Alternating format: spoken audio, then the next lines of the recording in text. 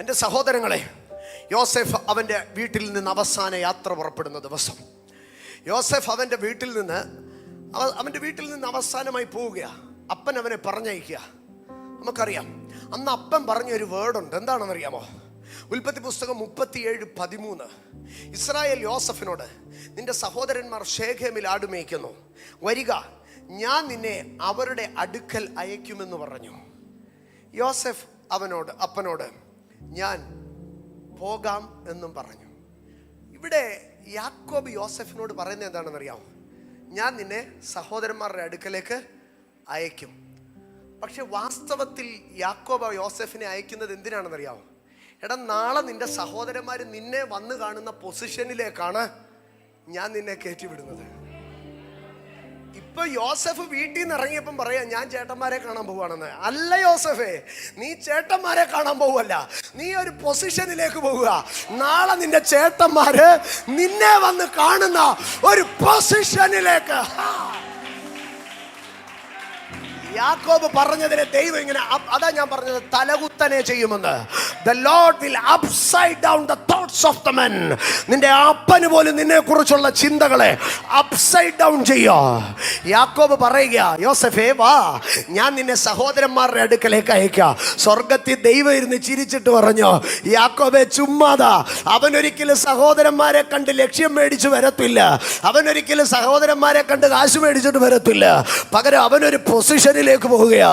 നാളെ അവന്റെ സഹോദരന്മാർ അവന്റെ അടുക്കൽ ചെന്ന് അവന്റെ കയ്യിൽ നിന്ന് ലക്ഷ്യം വാങ്ങി, അവന്റെ കയ്യിൽ നിന്ന് ധാന്യം വാങ്ങി മടങ്ങി വരോ.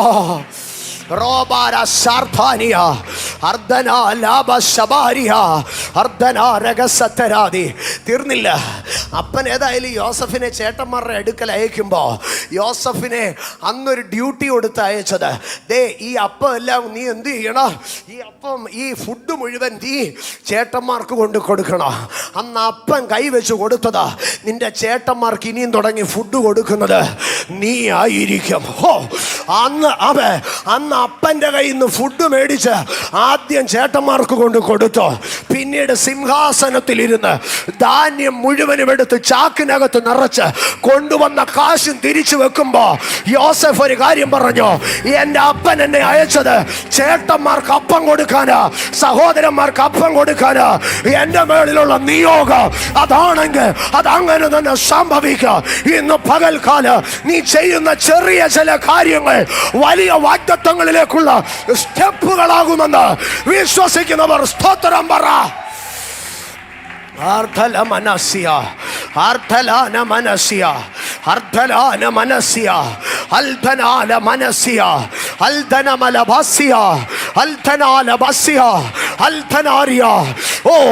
ഇതിനകത്ത് എതിരായി നിൽക്കുന്ന ചില സാഹചര്യങ്ങൾ തന്റെ ജനത്തിന് വേണ്ടി ദൈവം ന്യൂട്രലൈസ് ചെയ്യുകയല്ല, ഫേവർ ആക്കുകയാണ്. The adverse condition is going to be the most favorable situation. Oh Rama Shartenia Lakaraba Sartania Sabataradi Eraba Karbania. Amen. Amen. Amen. Amen. അപ്പൻ യോസഫിൻ്റെ അടുക്ക പറയാ, യോസഫേ, എനിക്കൊരു കാര്യം അറിയാം.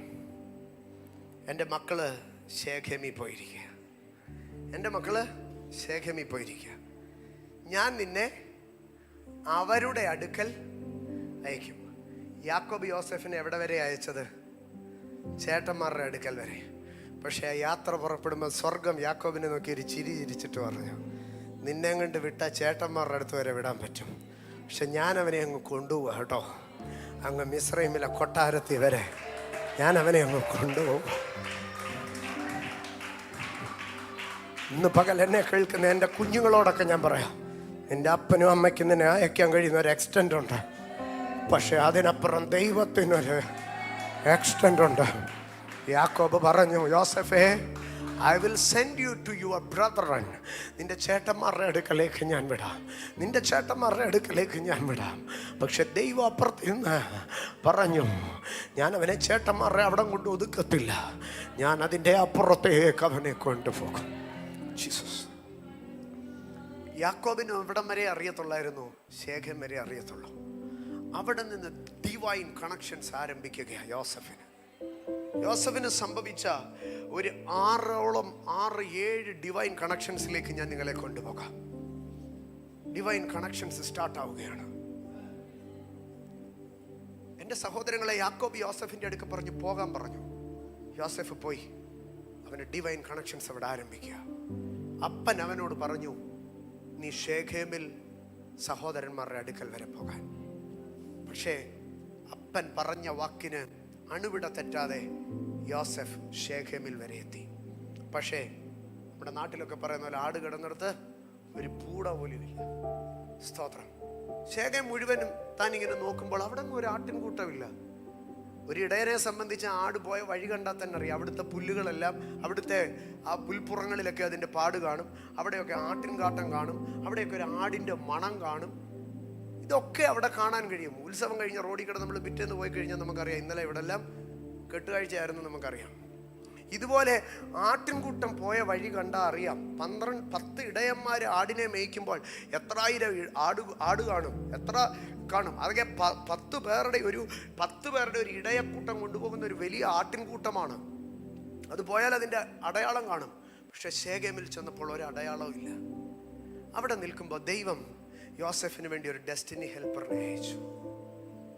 അവിടേക്ക് ഒരാൾ കടന്നു വന്നു. 37 അധ്യായം അതിൻ്റെ 17 വാക്യത്തിലേക്ക് വരുമ്പോൾ 15 വാക്യത്തിൽ അവൻ വെളിമ്പ്രദേശത്ത് ചുറ്റി നടക്കുന്നത് ഒരുത്തൻ കണ്ടു. നീ എന്തന്വേഷിക്കുന്നുവെന്ന് അവനോട് ചോദിച്ചു. അതിനവൻ, ഞാൻ എൻ്റെ സഹോദരന്മാരെ അന്വേഷിക്കുന്നു, അവർ എവിടെ ആട് മേയ്ക്കുന്നുവെന്ന് എന്നോട് അറിയിക്കണമേ എന്ന് പറഞ്ഞു. അവർ ഇവിടെ നിന്ന് പോയി നാം ദോഥാനിലേക്ക് പോക എന്ന് അവർ പറയുന്നത് ഞാൻ കേട്ടു എന്ന് പറഞ്ഞു.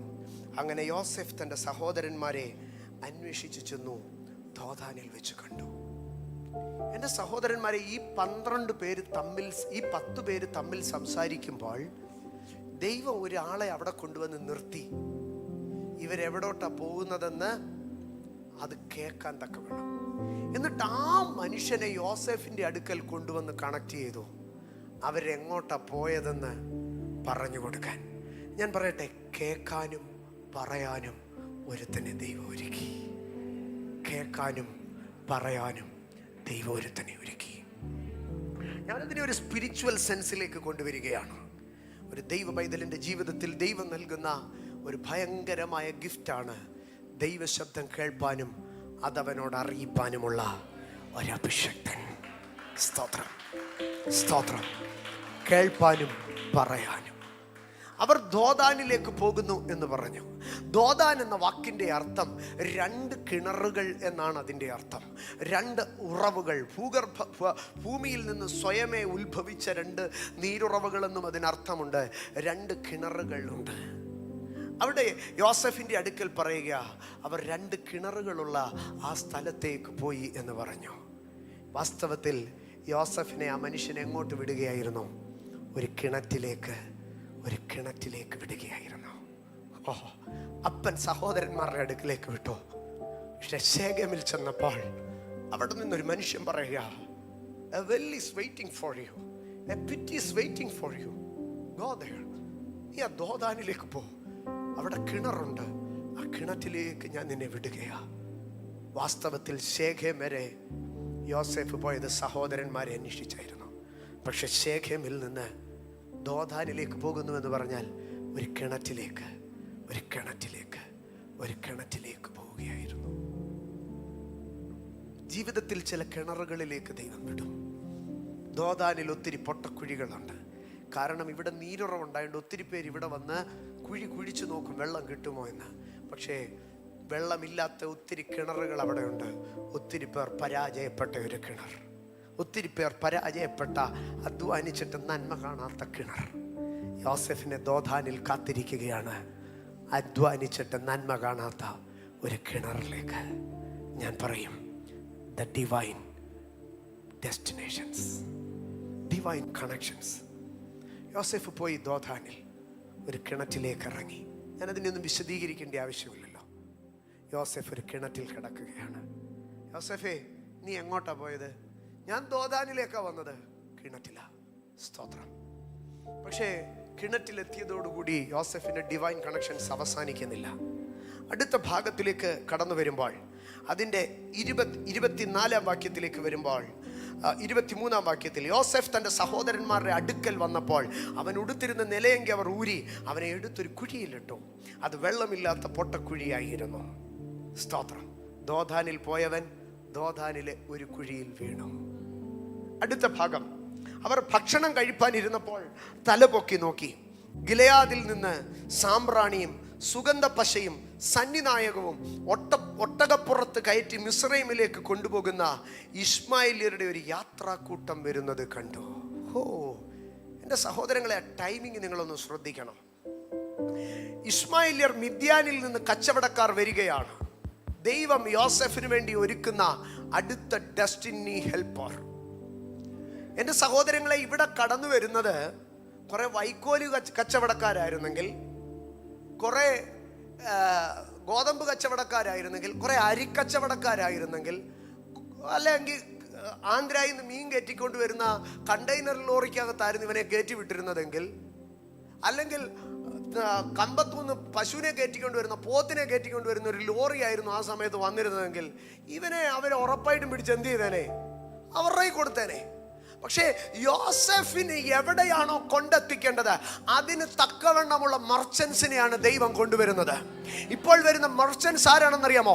സന്നിധായകവും കുന്തിരിക്കവും മൂരും സുഗന്ധവർഗ്ഗങ്ങൾ വിൽക്കുന്ന നല്ല പെർഫ്യൂം മർച്ചൻസിനെ ഇവരെ അവിടോട്ട് പോയി ചാളപത്തെ എന്ന് വിളിക്കുന്ന ലോക്കൽ മാർക്കറ്റിൽ കച്ചവടം ചെയ്യുന്നവരല്ല.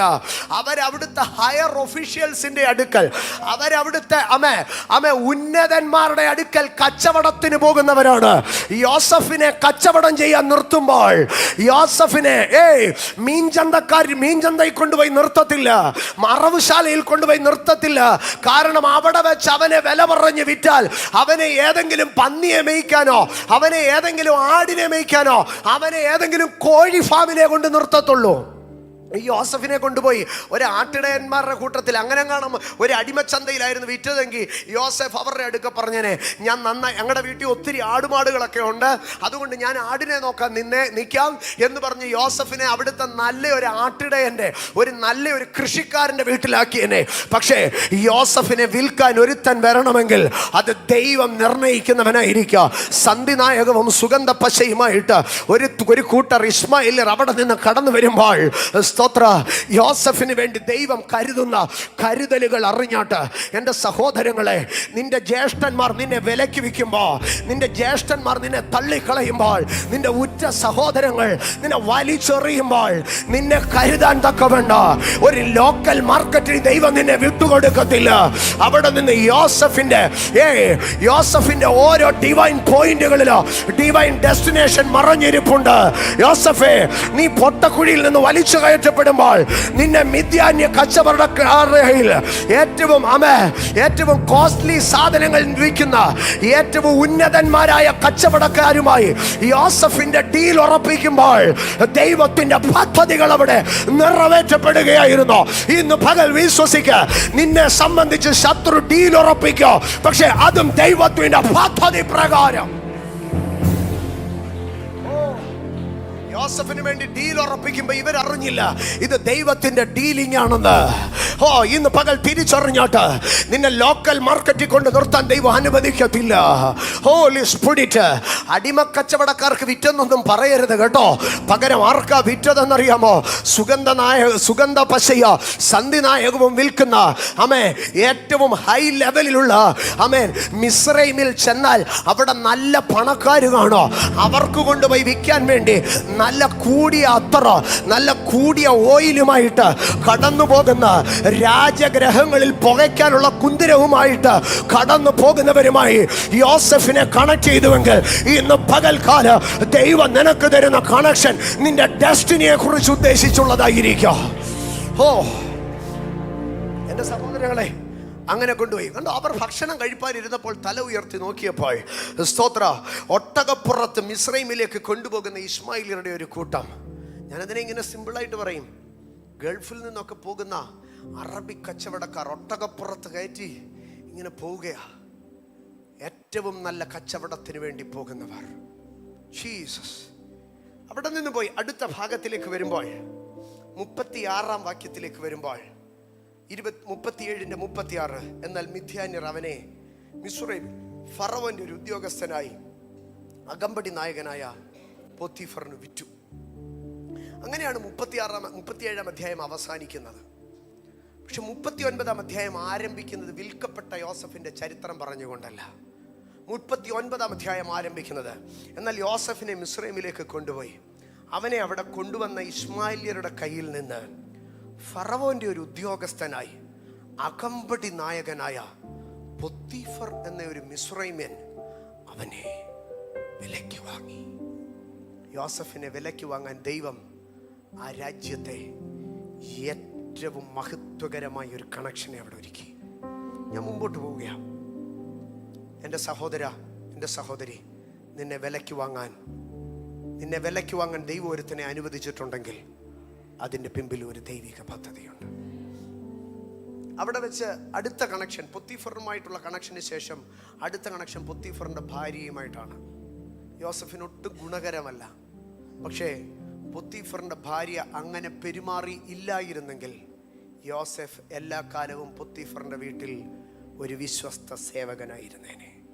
നിനക്കെതിരായി ചിലർ എഴുന്നേൽക്കുന്നതും നിനക്കെതിരെ കള്ളക്കഥ പറയുന്നതും നിനക്കെതിരെ ദുര്യോഗങ്ങൾ സൃഷ്ടിക്കുന്നതും അതും ദൈവത്തിൻ്റെ ഡിവൈൻ പ്രിപ്പറേഷൻ.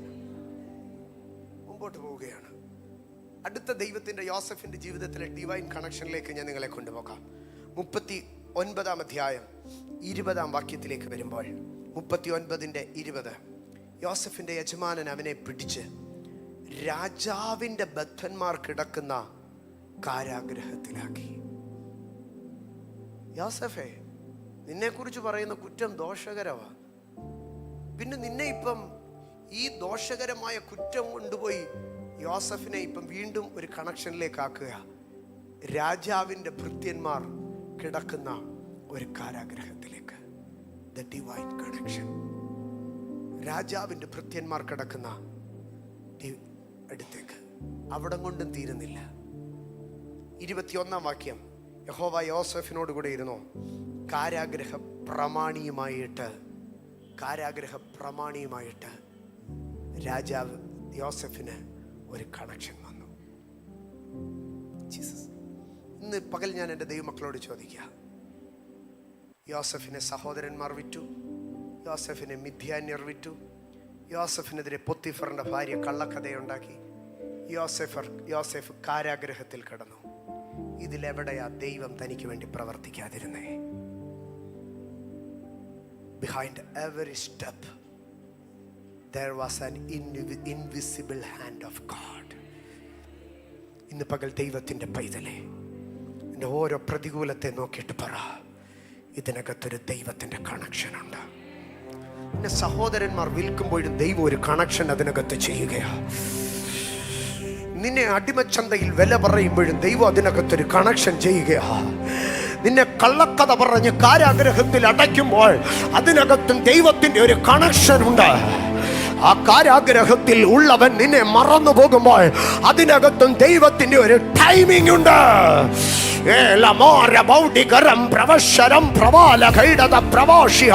ഇന്ന് പകൽ നിന്നിൽ മേൽ ദൈവത്തിന്റെ divine connection and divine timing, രണ്ട് കാര്യങ്ങളെ ഇന്ന് നിന്റെ മേൽ ഞാൻ പ്രൊക്ലെയിം ചെയ്യുന്നു.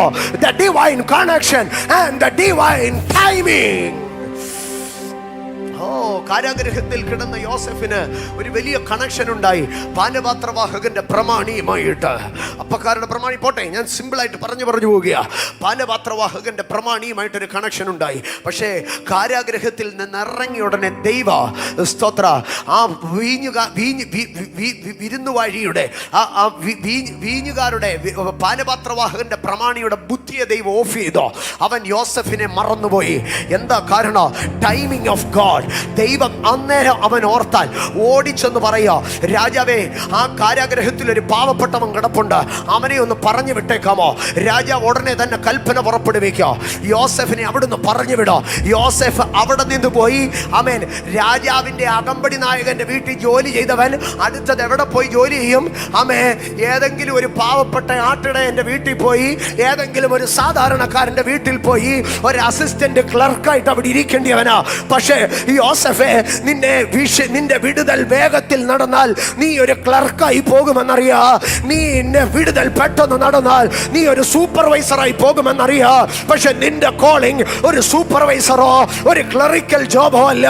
നിന്നെ രാഷ്ട്രത്തിന്റെ മന്ത്രിയാക്കാൻ, നിന്നെ ക്യാബിനറ്റിലേക്ക് പൊക്കാൻ ദൈവത്തിനൊരു പദ്ധതിയുണ്ട്. So the deliverance is pending. That is the timing of God. ദൈവത്തിന്റെ സമയം, ദൈവത്തിന്റെ സമയം, ദൈവത്തിന്റെ സമയം. ഓ രാമശകാരി, പാനപാത്രവാഹകന്റെ പ്രമാണി, പാനപാത്രവാഹകന്മാരുടെ പ്രമാണി ദർശനം കണ്ടപ്പോ യോസേഫിന് രാജാവിന്റെ കൊട്ടാരവുമായി ഒരു കണക്ഷൻ ഉണ്ടായി. ആമേൻ. അത് ദൈവം അവിടെ ഉണ്ടാക്കിയതാ. ആ കണക്ഷൻ പക്ഷേ ചാർജ് ചെയ്യണമെങ്കിൽ ആമേൻ ഫറവോൻ അടുത്ത ദർശനം കാണണമായിരുന്നു. മനസ്സിലായോ? മനസ്സിലായോ? പാനപാത്രവാഹകന്റെ പ്രമാണി ദർശനം കണ്ടപ്പോൾ ദൈവം ഫറവോന്റെ കൊട്ടാരത്തിലേക്ക് യോസേഫിന് ഒരു ലൈൻ വലിച്ചു, ഒരു കണക്ഷൻ വലിച്ചോ. പക്ഷെ ആ കണക്ഷൻ ചാർജ് ചെയ്യണമെങ്കിൽ ഫറവോൻ ഒരു ദർശനം കാണണമായിരുന്നു. ഇന്ന് പകൽക്കാലം നിനക്ക് വേണ്ടി ലൈൻ വലിച്ചോ, നിനക്ക് വേണ്ടി കണക്ഷൻ ഇട്ടോ, പക്ഷെ അത് ദൈവം ചാർജ് ചെയ്യാതെ നിന്റെ പ്രാർത്ഥനയുടെ മുൻപാകെ ദൈവം മൗനമായിരിക്കുന്നത് അതിന്റെ പിമ്പിൽ ഒരു ദൈവിക ടൈമിംഗ് ഉണ്ട്. ഇന്ന് പകൽക്കാലം ഇതിനകത്ത് നിനക്കെതിരായ സകല ശക്തികളോ, നിനക്കെതിരായ സകല സംഗതികളോ ഇന്ന് പകൽ നിനക്ക് അനുകൂലമായി വരട്ടെ യേശുവിന്റെ നാമത്തിൽ. ദോദാനിലെ കിണറോ, സ്തോത്ര, ദോദാനിലെ കിണറോ, ശേഖേമിലൊരു വ്യക്തി, ദോദാനിലൊരു കിണർ, സ്തോത്ര, അതിനപ്പുറം ഒരു ഇസ്മായേലിയ കച്ചവടക്കാരൻ, അതിനപ്പുറം ഒരു പൊത്തിഫർ, അതിനപ്പുറം ഒരു പൊത്തിഫറിന്റെ ഭാര്യ, അതിനപ്പുറം രാജാവിന്റെ ബദ്ധന്മാർ കിടക്കുന്ന കാരാഗ്രഹ, അതിനപ്പുറം കാരാഗ്രഹ പ്രമാണി, അതിനപ്പുറം പാനപാത്രവാഹകൻ. എന്തൊരു കണക്ഷൻസാ ദൈവം നൽകുന്നത്. ഇന്ന് പകൽക്കാല അപ്പനും അമ്മയെ സഹായിക്കാനില്ലാത്തടത്ത് സഹോദരന്മാർ ഒറ്റി കൊടുക്കുമ്പോൾ ദൈവം ഇതിനകത്ത് നിനക്ക് കണക്ഷനുകൾ നൽകുകയാ. ഇന്ന് പകൽ ഇതിനകത്ത് പ്രതികൂലത്തിന്റെ നടുവിൽ അഭിഷേകം ചിലരെ കണക്ട് ചെയ്യുക, അഭിഷേകം ചിലരെ കണക്ട് ചെയ്യുക.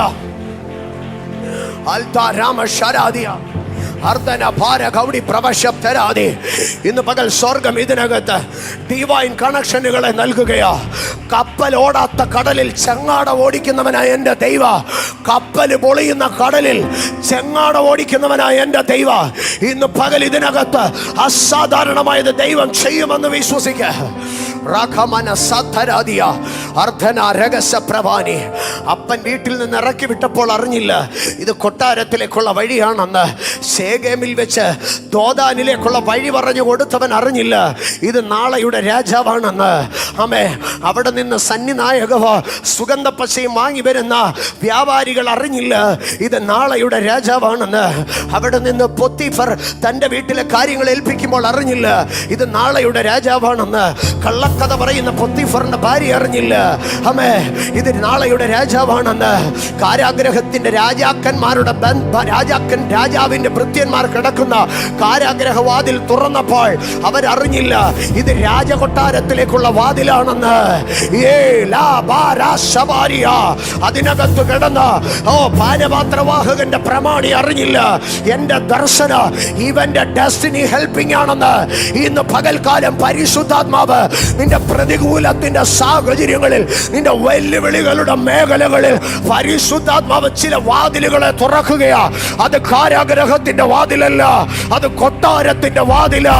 അത് ഇസ്മായേലിയ കച്ചവടക്കാരുടെ ലാഭമല്ല, അതിനകത്തൊരു ദൈവിക പദ്ധതിയാ.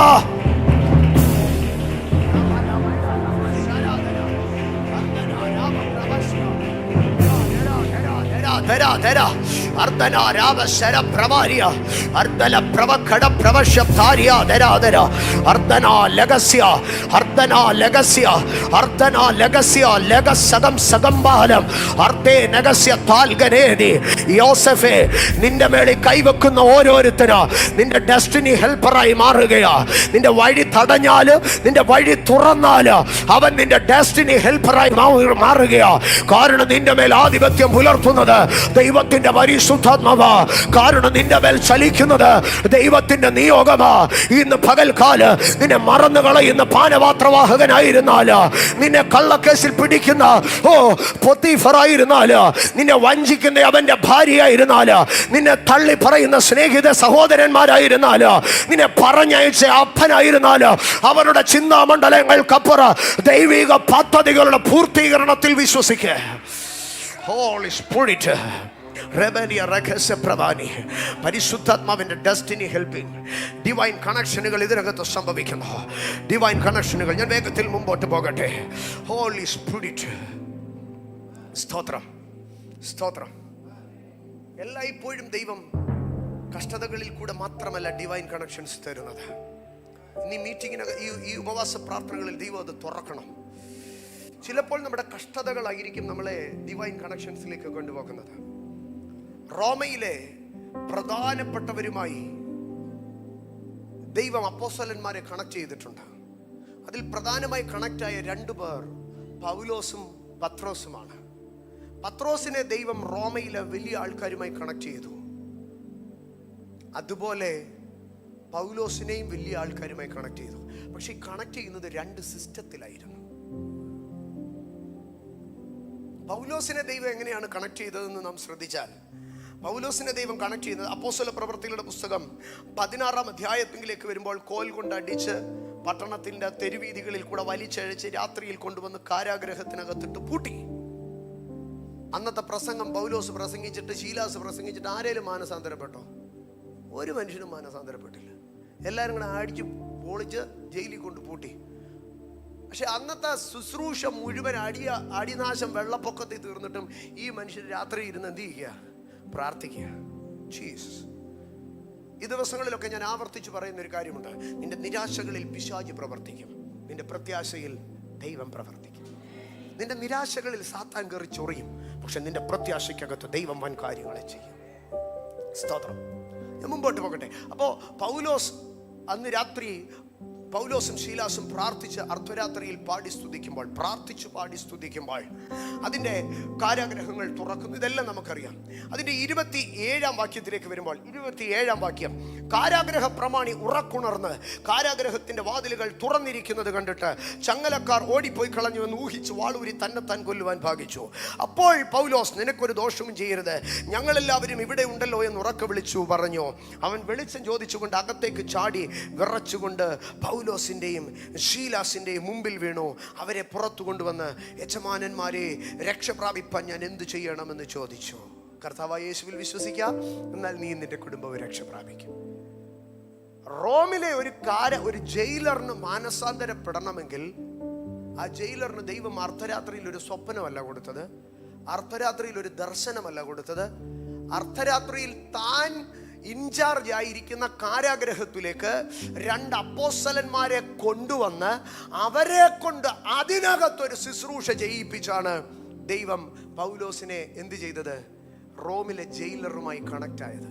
ഞാനതിൽ ഒന്നാമത് പറയട്ടെ, നമ്മളിൽ ചില കണക്ഷനുകൾ കടന്നു വരാൻ ചില തടവറകളിലേക്ക്, ചില കാരാഗ്രഹങ്ങളിലേക്ക് നമ്മൾ പോകേണ്ടി വരും. ഇന്ന് പകൽ തിരിച്ചറിഞ്ഞാട്ടെ, ഇന്ന് എന്നെ കേൾക്കുന്ന എൻ്റെ പൊന്നു സഹോദരങ്ങളെ, ജീവിതത്തിൽ ഒരു ജയിൽ തുറക്കപ്പെടുമ്പോൾ, ജീവിതത്തിൽ ഒരു കാരാഗ്രഹം ഓപ്പൺ ആകുമ്പോൾ, ജീവിതത്തിൽ നിങ്ങളുടെ കൈകാലുകൾ ആമത്തിലും ചങ്ങലകളിലും ബന്ധിക്കപ്പെടുമ്പോൾ, അതിൻ്റെ പിമ്പിൽ ഒരു ദൈവിക പദ്ധതിയുണ്ട്, അതിൻ്റെ പിമ്പിൽ ഒരു ദൈവിക മർമ്മമുണ്ട്. You are going to be connected with the heavenly realm. ഈ സ്വർഗത്തിൻ്റെ ഉന്നത മണ്ഡലവുമായി അവിടെ കണക്ട് ചെയ്ത് നീ ആ കാരാഗ്രഹ പ്രമാണി, കാരാഗ്രഹത്തിൽ ജയിലർ ഇതുവരെ തടവ് പുള്ളികളുടെ മുമ്പിൽ മുട്ടുകുത്തി വീഴുന്നത് കണ്ടിട്ടുണ്ടോ? നോ. ആ ജയിലറിനെ നിന്റെ മുമ്പിൽ മുട്ടുകുത്തിക്കാൻ നീ സഭയ്ക്കകത്ത് നിന്ന് എത്ര പ്രസംഗിച്ചാലും ചിലപ്പോൾ നടക്കത്തില്ല. നീ എത്ര സ്റ്റേജുകളിൽ നിന്ന് അലറിക്കൂവിയാലും നടക്കത്തില്ല. ചില കാരാഗ്രഹ തുല്യമായ അവസ്ഥകളിൽ നീ ഇരുന്ന് പ്രാർത്ഥിച്ച് പാടി സ്തുതിക്കേണ്ടി വരും. ജീസസ്.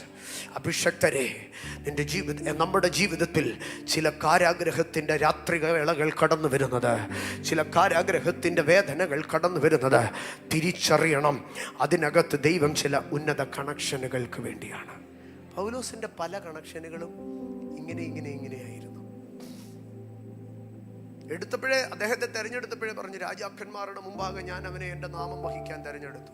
പക്ഷെ ഒരു രാജാവിൻ്റെയും കൊട്ടാരത്തിൽ പോയി ഉണ്ടു ഉറങ്ങിയും അവിടെ കിടന്ന് കഥ പറഞ്ഞല്ല, ഓരോ വിസ്താര സഭകളിലാണ് ഓരോ രാജാവിനെയും താൻ കണ്ടുമുട്ടിയത്. മാൾട്ടയിലെ ദ്വീപ് പ്രമാണിയെയും ദ്വീപുകാരെ മുഴുവനും താൻ മാനസാന്തരപ്പെടുത്തി. അവിടെ ചെന്ന് അത്ഭുതങ്ങൾ ചെയ്തു. പക്ഷെ അതിലേക്ക് പോകാൻ തനിക്ക് എന്തു വേണമായിരുന്നു? ഒരു ഈശാനമൂലനും ഒരു കപ്പൽ തകർച്ചയും ഒരു നീന്തി തുടിച്ച അനുഭവങ്ങളും 14 ദിവസങ്ങളിലെ ഇരുട്ടും തനിക്ക് വേണമായിരുന്നു. ഇന്ന് പകൽ തിരിച്ചറിഞ്ഞാട്ടെ, ചില ഫോർട്ട്നൈറ്റുകൾ നീണ്ടു നിൽക്കുന്ന, ചില ആഴ്ചകൾ നീണ്ടു നിൽക്കുന്ന ഇരുട്ടുകൾ, സൂര്യനെയും നക്ഷത്രങ്ങളെയും കാണാത്ത ഇരുട്ടുകൾ, ചില ദ്വീപുകളിലേക്ക് ദൈവം എന്നെ കണക്ട് ചെയ്യുന്നതാ. എൻ്റെ കപ്പല് തകർന്നാലേ മാൾട്ടയിൽ എനിക്കൊരു ഒരു ഒരു ഒരു ഒരു ഒരു ഒരു ഒരു ടച്ച് എനിക്ക് ചെയ്യാൻ കഴിയത്തുള്ളൂ. വഴികൾ അടഞ്ഞാലേ എനിക്ക് മാൾട്ടയിൽ ഒരു ആക്സസ് കിട്ടത്തുള്ളൂ. ഇന്ന് പകൽക്കാലം സൂര്യനെ നക്ഷത്രങ്ങളെ കാണാതിരിക്കുമ്പോൾ നിന്റെ ഹൃദയം പിടയ്ക്കരുത്. ഈശാനമൂലൻ അടിക്കുമ്പോൾ നിന്റെ മനസ്സ് പതറരുത്. ഇത് ദൈവത്തിൻ്റെ ഡിവൈൻ കണക്ഷൻസിനകത്തുള്ള ഒരു സമയമാണ്. ഇത് ഒരു ഭാഗം. പക്ഷെ പത്രോസിനെ ദൈവം കണക്ട് ചെയ്തത് അങ്ങനെയല്ല. പത്രോസിനെ കാരാഗ്രഹത്തിൽ ഈശാനമൂലനിലും ഒന്നുമല്ല ദൈവം കണക്ട് ചെയ്തത്. പകരം പത്രോസ് യാത്ര ചെയ്തു വന്നു. ഉച്ചയ്ക്ക് വിശക്കുന്ന സമയത്ത് എല്ലാവരും കൂടെ ഫുഡ് കുക്ക് ചെയ്യാൻ കയറിയപ്പോൾ ഇദ്ദേഹം വെൺമാടത്തിൽ കയറി പ്രാർത്ഥിച്ചുകൊണ്ടിരുന്നപ്പോൾ ദർശനതലം തുറന്നു. സ്വർഗത്തിൽ നിന്നൊരു തുപ്പട്ടി ഇറങ്ങി വരുന്നു. അതിനകത്തുള്ളതിനെ അറുത്ത് തിന്നുവാൻ പറയുന്നു. തിന്നാൻ പറ്റത്തില്ല കർത്താവേ എന്ന് പറയുന്നു. നോ, നീ അത് കഴിക്കണം, ഞാൻ വിശുദ്ധീകരിക്കുന്നു എന്ന് പറയുന്നു. ദർശനം കണ്ട് എഴുന്നേറ്റ് എന്താകുന്നു ഈ ദർശനമെന്നിങ്ങനെ ചിന്തിച്ചു കൊണ്ടിരിക്കുമ്പോൾ, സ്തോത്രം, ഞാൻ ആ ഭാഗത്തിലേക്ക് കടന്നു വരാം. അപ്പോസ്തല പ്രവർത്തികളുടെ പുസ്തകം 10-ാം അധ്യായത്തിലേക്ക് കടന്നു വരുമ്പോൾ, അപ്പോസ്തല പ്രവർത്തികളുടെ പുസ്തകം 10-ാം അധ്യായം അതിൻ്റെ 17-ാം വാക്യത്തിലേക്ക് വരുമ്പോൾ, ആമേൻ, ഈ കണ്ട ദർശനം എന്തായിരിക്കുമെന്ന് പത്രോസ് ഉള്ളിൽ ചഞ്ചലിച്ചു കൊണ്ടിരിക്കുമ്പോൾ കൊർന്നല്യോസ് അയച്ച പുരുഷന്മാർ ശിമോന്റെ വീട് ചോദിച്ചുകൊണ്ട് പടിവാതിൽക്കൽ നിന്നു. പത്രോസ് എന്ന് മറുപേരുള്ള ശിമോൻ ഇവിടെ പാർക്കുന്നുണ്ടോ എന്ന് വിളിച്ചു ചോദിച്ചു. എൻ്റെ സഹോദരങ്ങളെ, നിങ്ങൾ ആ ദൈവത്തിൻ്റെ കണക്ഷനെ നോക്കി. ദൈവം ഒരു ദർശനം കാണിച്ചു. ആ ദർശനത്തെ കുറിച്ച് ഇദ്ദേഹം ആലോചിച്ചു കൊണ്ടിരിക്കുമ്പോൾ വീടിന്റെ വെളിയിൽ ഒരു ശബ്ദം കേൾക്കുക. പത്രോസ് ഈ വീട്ടിൽ താമസിക്കുന്നുണ്ടോ? അങ്ങനെ എഴുതിയിരിക്കുന്നത്. വിളിച്ചു ചോദിച്ചു എന്നാ. നിന്റെ ദർശന തലം തുറക്കുമ്പോൾ ദൈവത്തിന്റെ ബന്ധങ്ങൾ അവിടെ ഉണ്ടാക്കും. കഷ്ടതയിൽ മാത്രമല്ല ബന്ധങ്ങൾ ഉണ്ടാകുന്നത് ദർശന തലത്തിനകത്താണ്. പത്രോസ് ദർശനത്തെ കുറിച്ച് ഉള്ളിൽ ചഞ്ചലിച്ചു കൊണ്ടിരിക്കുകയാണ്. ഇന്ന് പകൽ ഞാൻ അതിനകത്തുനിന്ന് പറയട്ടെ, എവിടെയാണ് കണക്ഷനുകൾ ഓപ്പൺ ആകുന്നതെന്നറിയാമോ? ദർശനത്തെ കുറിച്ച് ഉള്ളിൽ പിടിച്ചുകൊണ്ടിരിക്കുന്നവൻ. ആമേൻ. ഇന്നലെ രാത്രി കണ്ട ദർശനം എത്ര പേരുടെ മനസ്സിനെ പിടിച്ചൊലച്ചിട്ടുണ്ട്? ഇന്നലകളിൽ കണ്ട ദർശനം എത്ര പേരുടെ മനസ്സിനെ ബാധിക്കുന്നുണ്ട്? നമ്മൾ പലപ്പോഴും ദർശനം കാണുന്നു, രാവിലെ എഴുന്നേറ്റ് ആൾക്കാരുടെ അടുക്കൽ പറയുന്നു, വിട്ടുകളയുന്നു. പക്ഷെ പത്രോസ് ദർശനത്തെക്കുറിച്ച് ആകുലപ്പെടുകയാണ്, ദർശനത്തെക്കുറിച്ച് ചിന്തിച്ചു കൊണ്ടിരിക്കുകയാണ്, ദർശനത്തെക്കുറിച്ച് താൻ അതിൻ്റെ അടുത്ത സ്റ്റെപ്പ് ചോദിച്ചു കൊണ്ടിരിക്കുകയാണ്. ദർശനമണ്ഡലം തുറക്കപ്പെടുമ്പോൾ അവിടെ കണക്ഷനുകൾ സ്ഥാപിക്കപ്പെടുകയാണ്. എന്നിട്ട് അതിൻ്റെ അടുത്ത ഭാഗത്തിലേക്ക് വരുമ്പോൾ 10-ാം അധ്യായം 29-ാം വാക്യത്തിലേക്ക് വരുമ്പോൾ പത്രോസ് പറയുകയാണ്, നിങ്ങൾ ആളയച്ചപ്പോൾ ഞാൻ ഒന്നും ചോദിക്കാതെ വന്നതിൻ്റെ കാര്യം എന്താണെന്നറിയാമോ? ഞാനൊരു ദർശനം കണ്ടു. സ്തോത്രം. എന്നിട്ട് പറയുകയാണ്, നിങ്ങൾ എന്നെ വിളിച്ചതിൻ്റെ കാര്യം ഒന്ന് പറഞ്ഞാട്ടെ. പത്രോസ് പറയുകയാണ്, ഞാൻ വന്നതിൻ്റെ കാര്യം ഞാൻ ദർശനം കണ്ടതുകൊണ്ടാണ്. പത്രോസ് പറയാം, ഞാനൊരു ദർശനം കണ്ടു, ആ ദർശനം കണ്ടതുകൊണ്ടാണ് ഞാൻ എതിര് പറയാതെ നിങ്ങളുടെ അടുക്കലേക്ക് വന്നത്. എന്നിട്ട് ചോദിക്കുക, ഞാൻ ദർശനം കണ്ടതുകൊണ്ടാണ് ഇവിടെ വന്നത്, ഇനി നിങ്ങൾ എന്നെ വിളിച്ചതിൻ്റെ കാര്യം പറ. കൊർന്നല്യോസിന്റെ വീട്ടുകാരും ചാർച്ചക്കാരും എല്ലാവരും ഇരിപ്പുണ്ട്. കൊർന്നല്യോസ് ചാടി എഴുന്നേറ്റിട്ട് പറഞ്ഞു, 4 നാൾ മുമ്പ് ഈ നേരത്ത് ഞാൻ വീട്ടിൽ 9-ാം മണി നേരത്തെ പ്രാർത്ഥന കഴിച്ചുകൊണ്ടിരിക്കുമ്പോൾ ശുഭ്രവസ്ത്രം ധരിച്ച ഒരു പുരുഷൻ എൻ്റെ മുമ്പിൽ നിന്നു. കൊർന്നല്യോസേ, ദൈവം നിന്റെ പ്രാർത്ഥന കേട്ട് നിന്റെ ധർമ്മം ഓർത്തിരിക്കുന്നു. യോപ്പയിലെ കാളയച്ച് പത്രോസ് എന്ന് മറുപേരുള്ള ശിമോനെ വിളിപ്പിക്കുക, അവൻ കടൽപ്പുറത്ത് തോൽക്കൊല്ലനായ ശിമോന്റെ വീട്ടിൽ പാർക്കുന്നു എന്ന് പറഞ്ഞു. കൊർന്നല്യോസും പറയുക, ഞാൻ സാറിനെ വിളിപ്പിക്കാൻ കാരണം ഞാനും ഒരു ദർശനം കണ്ടു. ഇവിടെ എന്താണ് കണക്ട് ആയത്? ദർശനക്കാർ തമ്മിൽ കണക്റ്റായി. ഇന്ന് പകൽ ഇതിനകത്ത് ദൈവവേദലേ ഈ ഉപവാസ പ്രാർത്ഥനകളിൽ ദർശനതലം തുറക്കുമ്പോൾ നമ്മളിൽ കണക്ഷനുകൾ സംഭവിക്കും. ഈ ഉപവാസ പ്രാർത്ഥനയ്ക്ക് ഈ മെസ്സേജ് അവസാനിക്കുമ്പോൾ ചില സമയം നമ്മൾ ദൈവസന്നിധിയിൽ പ്രാർത്ഥിക്കും. ചിലരുടെ ദർശനതലം ദൈവം തുറക്കും. പരിശുദ്ധാത്മാവ് ചിലരുടെ വിഷൻ റലത്തെ ഓപ്പൺ ആക്കും. ഞാൻ ഒരു ഭാഗം കൂടെ പറഞ്ഞിട്ട് അതിലേക്ക് കടന്നു വരാം. ദൈവം നമ്മൾക്ക് കണക്ഷനുകളെ നൽകുകയാണ്. അത് ദൈവത്തിൻ്റെ വിശ്വസ്തതയാണ്. ജീവിതത്തിൽ ദൈവം നമുക്ക് കണക്ഷനുകൾ നൽകുവാൻ തക്കവണ്ണം നാം ചെയ്യേണ്ടതായ ഒരു ഭാഗമുണ്ട്. എവിടെയാണ് ദൈവം നമ്മൾക്ക് കണക്ഷനുകൾ നൽകുന്നത്? ഈ ഉപവാസ പ്രാർത്ഥനകളിൽ ഡിവൈൻ കണക്ഷനുകൾ വരും. പക്ഷേ അതിന് തക്കവണ്ണം ഒരു റീസണിലേക്ക്, അതിന് തക്കവണ്ണമുള്ളൊരു പ്രിപ്പറേഷൻ നമുക്കുണ്ടാകണം. മോശയുടെ ജീവിതത്തിൽ ഒരു കണക്ഷൻ ഉണ്ടായി, ഭയങ്കരമായ ഒരു കണക്ഷൻ. അത് എപ്പോഴാണ് ഉണ്ടായതെന്നറിയാമോ? പുറപ്പാട് പുസ്തകത്തിലേക്ക് നാം കടന്നു വരുമ്പോൾ 2-ാം അധ്യായം അതിൻ്റെ 17-ാം വാക്യത്തിലേക്ക് വരുമ്പോൾ, 2-ാം അധ്യായം 17-ാം വാക്യം, എന്നാൽ ഇടയന്മാർ വന്നവരെ ആട്ടിക്കളഞ്ഞു. അപ്പോൾ മോശ എഴുന്നേറ്റു, അവരെ സഹായിച്ചു, അവരുടെ ആടുകളെ കുടിപ്പിച്ചു. അവർ തങ്ങളുടെ അപ്പനായ റെഗുവേലിൻ്റെ അടുക്കൽ വന്നപ്പോൾ, നിങ്ങൾ ഇത്ര വേഗം വന്നത് എങ്ങനെയെന്ന് ചോദിച്ചു. നമുക്ക് ആ ഭാഗം അറിയാം. മോശ ഫറവോന്റെ കൊട്ടാരത്തിൽ നിന്ന് പുറത്തായി, മിസ്രൈമിൽ നിൽക്കാൻ കഴിയാത്ത സാഹചര്യമായി. മോശ ഓടി ഒരിടത്ത് വന്നു, ഒരു കിണറിന്റെ കരയിൽ ഇരിക്കുകയാണ്. അവിടെ ഒരു ഫാമിലിയുമായി അദ്ദേഹം കണക്റ്റ് ആവുകയാണ്. ആ ഫാമിലി തൻ്റെ ലൈഫിൽ ഭയങ്കര ഇൻഫ്ലുവൻസിങ് ഫാമിലി ആയിരുന്നു. ആ വീട്ടിലെ പെൺകുട്ടി പിന്നീട് തൻ്റെ കുട്ടികളുടെ മാതാവായി തീർന്നു. ആ വീട്ടിലെ അപ്പൻ തനിക്ക് ദീർഘവർഷങ്ങൾ ഒരു സങ്കേതമായി തീർന്നു. ആ വീട്ടിലെ ആടുകളെ മേയിച്ചു കൊണ്ടിരുന്നപ്പോഴാണ് തനിക്ക് ദൈവത്തിൻ്റെ എൻകൗണ്ടർ ഉണ്ടായത്. ആ വീട്ടിലെ അപ്പനാണ് മരുഭൂമിയിൽ വെച്ച് തൻ്റെ ഡിസിഷനുകൾ പാളിപ്പോകുമ്പോൾ തൻ്റെ നേതൃത്വം, തൻ്റെ ലീഡർഷിപ്പിൻ്റെ ഡിസബിലിറ്റീസിനെ കറക്റ്റ് ചെയ്തുകൊണ്ട് തന്നെ മുൻപോട്ട് നയിക്കുവാനൊക്കെ പ്രാപ്തനാക്കുന്നത്. ഇത് മുഴുവനും ആ ഒരു ഫാമിലിയാണ്.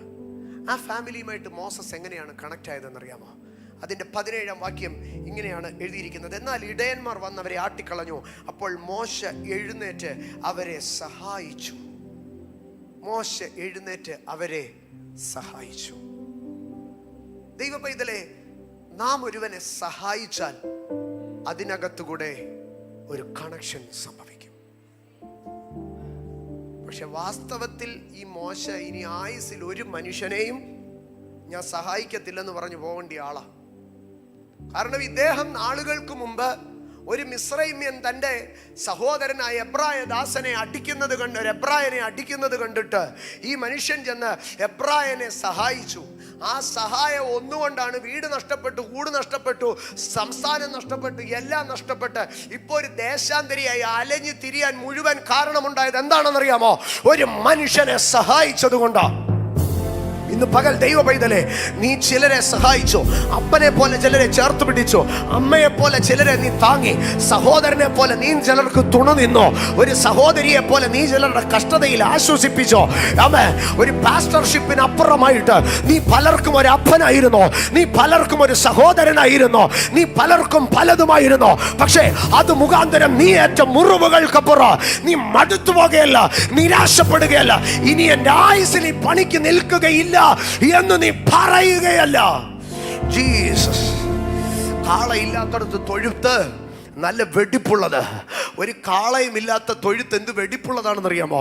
ചില വലിയ വീടുകളുടെയൊക്കെ മുമ്പിൽ ഇപ്പോഴും കാളവണ്ടി പെയിന്റ് ചെയ്ത് നല്ല പോളിഷ് ചെയ്ത് നിർത്തിയേക്കുന്ന കാണാം. സ്തോത്ര. ഇനി ചില വീടുകളിൽ ചെല്ലുമ്പോൾ ഈ 8 ചക്രം വലുതായിട്ട് പാർക്കുകളിലൊക്കെ ഉണ്ടാക്കി വെച്ചിരിക്കുന്നത് കാണാം. ഇനിയും ചില വീടുകളിൽ ചെല്ലുമ്പോൾ ഞങ്ങളുടെ വല്യപ്പച്ചന്മാരുടെ കാലത്തെ കുറിച്ചുള്ള തൊഴുത്ത അതിപ്പോഴും ഞങ്ങൾ സൂക്ഷിക്കുന്നുണ്ടെന്ന് പറയാം. നല്ല ക്ലീൻ ആൻഡ് നീറ്റാണ്, ടൈൽസും മാർബിളും ഒക്കെ ഇട്ടേക്കുക. പക്ഷെ ആ തൊഴുത്തിൽ നിന്ന് 55 പൈസയുടെ പ്രയോജനം ഉണ്ടാകത്തില്ല. ആ 8 ചക്രത്തിൽ നിന്ന് ഒരു തുള്ളി വെള്ളം ചലിക്കത്തില്ല. ആ കാളവണ്ടിയിൽ നിന്ന് ഒരു ചാക്കരി ചലിക്കത്തില്ല. കാള ഇല്ലാത്തടത്ത് തൊഴുത്ത് വെടിപ്പുള്ളത്. പക്ഷേ നിന്റെ തൊഴുത്ത് മലിനമായാൽ, കാളയുണ്ടെങ്കിൽ, സഹായിപ്പാനുള്ള മനസ്സുണ്ടെങ്കിൽ, നിന്റെ ശുശ്രൂഷയെ നീ മുറുകെ പിടിച്ചാൽ, ശുശ്രൂഷ നിനക്ക് ആക്ഷേപം വരുത്തിയേക്ക, നീ ദൂത് പറഞ്ഞത് ആക്ഷേപം വരുത്തിയേക്ക, നീ പ്രാർത്ഥിച്ചത് ആക്ഷേപം വരുത്തിയേക്ക, നീ ചിലരുടെ വീട്ടിൽ പോയി ഇടിവിൽ നിന്നത് ആക്ഷേപം വരുത്തിയേക്ക.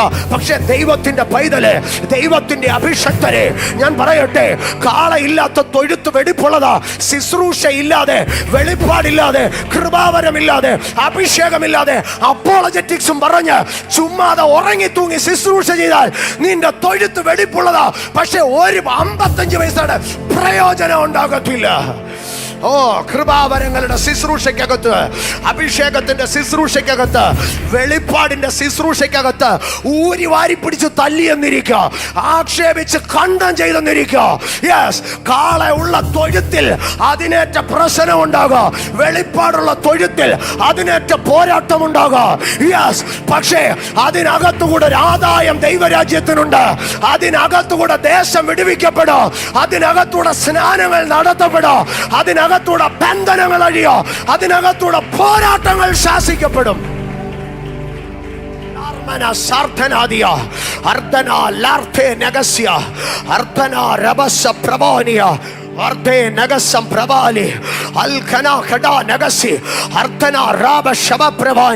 ഇന്ന് പകൽക്കാല നീ ചിലരെ സഹായിച്ച് കൈവൊള്ളിയവനാ, നീ ചിലടത്ത് ശുശ്രൂഷിച്ച് കൈവൊള്ളിയവനാ. പക്ഷേ ഇന്ന് പകൽ നിന്റെ സഹായങ്ങൾക്കകത്ത് നിന്ന് തന്നെ ദൈവം ചില കണക്ഷനുകളെ, ദൈവം ചില ബന്ധങ്ങളെ അത് സ്ഥാപിച്ചെടുക്കുകയാ. മോശ എഴുന്നേറ്റു, അവരെ സഹായിച്ചു. മോശ എഴുന്നേറ്റ് അവരെ സഹായിച്ചു. നീ മടുത്തു പോകരുത് നിന്റെ ശുശ്രൂഷയിൽ, നീ മടുത്തു പോകരുത് നിന്റെ സഹായത്തിൽ. നീ എഴുന്നേറ്റ് സഹായിക്ക. നിന്റെ ഡെസ്റ്റിനി ഹെൽപ്പേഴ്സ് അവിടെ മറഞ്ഞിരിപ്പുണ്ട്. അർദ്ധന രാശബേ റാൽതോനിയ അർദ്ധലം പ്രവശ്യ രഖദിയ അർദ്ധന രഗസം പ്രവാലിയ അർദ്ധന ലഗസ് രാഗാദരാദിയ രേദാ നഗസ്യ പ്രവാലിയ അർദ്ധന രബസ പ്രവാലിയ അർദ്ധലം ഭൗഡി രഗസ്യാര അർദ്ധന രഹസ്യ തബാരിയ അർദ്ധനേരി കാല പ്രവശ്യ പ്രവാനി അർദ്ധലാര ഹസ്യതരാദി അർദ്ധലോ രമസാരിയ അർദ്ധനേ രഗസ്യാധര. ഇന്ന് പകൽക്കാല ഇതിനകത്ത് ദൈവിക ബന്ധങ്ങൾ സ്ഥാപിക്കപ്പെടാം. Holy spirit. സിക്ലാഗിനകത്ത് വെച്ച് ദാവീദ് കരയുക. സിക്ലാഗിനകത്ത് വെച്ച് ദാവീദ് കരയുക. എല്ലാം പിടിച്ചോണ്ടുപോയി. കരഞ്ഞു കിടക്കുന്ന ദാവീദിനെ കല്ലെറിയാൻ ആളുകൂടി. ആരാ കല്ലെറിയാൻ നിന്നതെന്നറിയാമോ? കൂടെ നിന്നവരാ കല്ലെറിയാൻ നിന്നത്. അവിടെ നിന്ന് ദാവീദ് യാത്ര പുറപ്പെട്ട് ബസ്രോൻ തോട്ടിങ്കൽ എത്തുമ്പോൾ കുറെ പേര് പറഞ്ഞു, ഞങ്ങൾ മടുത്ത് പാസ്റ്ററെ, ഞങ്ങൾ മടുത്തു സാറേ. കൂടെ നിന്നവൻ കല്ലെറിയുന്ന കാലമുണ്ടായി, കൂടെ നിന്നവർ മടുത്ത കാലമുണ്ടായി. എന്നിട്ടും ദാവീദ് മുമ്പോട്ട് പോയി. ഞാനാന്നേ ചോദിച്ചേനെ, കർത്താവേ ഇവനെയൊക്കെ സഹായിച്ചിട്ട് കുറെ എണ്ണം കല്ലെറിഞ്ഞു, കുറെ എണ്ണം മടുത്തിട്ടിട്ട് പോയി. ഇനി ആ ആയുസിൽ ഒരുത്തന് 50 പൈസയുടെ സഹായം ഞാൻ ചെയ്തില്ല. സ്വന്തം കാര്യം നോക്കി മര്യാദയ്ക്ക് ജീവിച്ച ഈ കുഴപ്പമൊന്നുമില്ലല്ലോ കർത്താവേ. ഞാനാണേ ചോദിച്ചേനെ. പക്ഷെ ദാവീദ് ചോദിച്ചില്ല.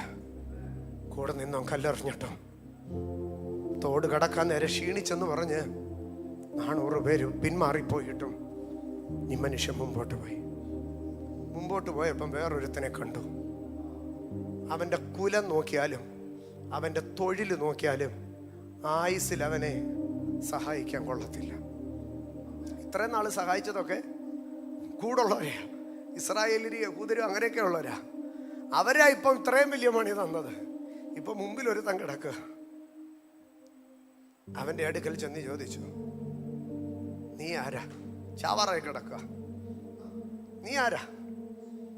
അവൻ പറഞ്ഞു, സ്തോത്രം, ഞാന് ഒരു മിസ്രൈമ്യനാ.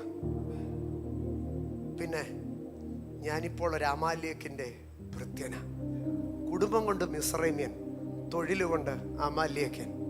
ഞാനാന്നേ പറഞ്ഞേടാ, കുടുംബം കൊണ്ടും കൊലം കൊണ്ടും ഒക്കെ യഹൂദന്മാരായിട്ട് പോലും കൈവച്ചാൽ പിന്നെ തിരിച്ച് 108 പണിയാടാ കിട്ടുന്നേ.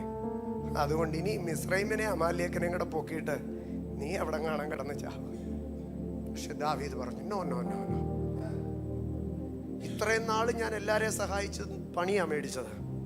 എത്ര പണി മേടിച്ചാലും I will do his work, I will minister more. എത്ര ആക്ഷേപിച്ചാലും ഞാൻ പ്രവചിക്കും, എത്ര ആക്ഷേപിച്ചാലും ഞാൻ അന്യഭാഷ പറയും, എത്ര അപവാദം പറഞ്ഞാലും ഞാൻ മീറ്റിംഗ് നടത്തും, എത്ര വൃത്തികേട് പറഞ്ഞാലും ഞാൻ പിന്നെ ലൈവ് പോകും. അത് എൻ്റെ മേളിൽ കിടക്കുന്ന അഭിഷേകമാണ്. അവനെ ഇങ്ങ് കൊണ്ടുപോവാ. ഉണക്കമുന്തിരിക്കൊല എടുത്ത് കൊടുത്തു, വെള്ളം കൊടുത്തു. അവൻ ഉയിര് വീണു. ദാവീദിന്റെ അടുക്ക ചോദിക്കുക, ദാവീദ് ചോദിക്കുക, നീ എനിക്ക് ആ പരീക്ഷയുടെ അടുക്ക വഴി കാണിച്ചു തരാം. ആ മനുഷ്യൻ പറഞ്ഞു, എനിക്കൊരൊറ്റ കാര്യം മതി, നിന്റെ ദാസനായിട്ട് ഞാൻ ഇരിക്കുക. എനിക്കൊരൊറ്റ കാര്യം മതി, നീ എന്നെ കൊന്നു കളയാതിരുന്നാൽ മാത്രം മതി. കാശ് വേണമെന്ന് പറഞ്ഞോ, പൊസിഷൻ വേണമെന്ന് പറഞ്ഞോ, ഒന്നും പറഞ്ഞു, നീ എന്നെ കൊല്ലാതിരുന്നാൽ മതി. ഞാനിനി ആ മനുഷ്യൻ്റെ ഭാഗത്തിലൊന്നും വേക്കാം. അവൻ നല്ല മിടുക്കനായിരുന്നു കേട്ടോ, മിസ്രൈമ്യനായിരുന്നു ഇവൻ. ഇവനെ ജോലിക്കെടുത്തത് മിസ്രൈംകാരനല്ല, അമാലേക്കനാണ്.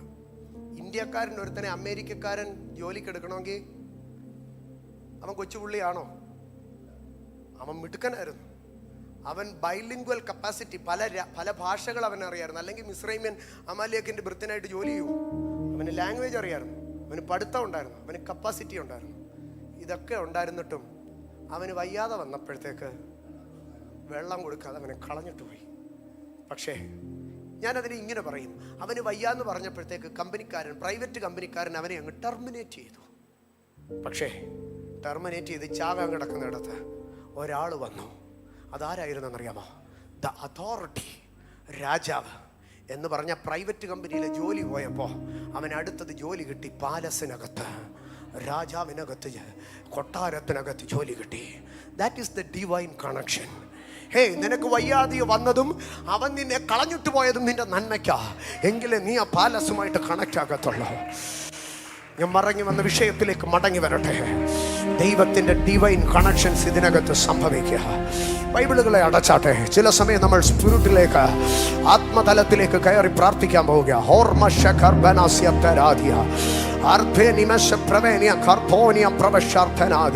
മക്കളെ, ഇനി ലൈവ് അങ്ങ് കട്ട് ചെയ്താലും കുഴപ്പമില്ല. ഒരു 10 മിനിറ്റ് നമുക്ക് ഇനി ലൈവ് അങ്ങ് കട്ട് ചെയ്താലും കുഴപ്പമില്ല. പരിശുദ്ധാത്മാവ് ഇതിനകത്ത് ചില കണക്ഷനുകളെ അർദ്ധനാമാസ്യ പ്രവാലിയ കാർത്തേനിയ പ്രവസത്താരിയ ധരാതി അർദ്ധനെ രേഖ ശബ പ്രവാനിയ റാഖനിയ സാർത്തേനിയ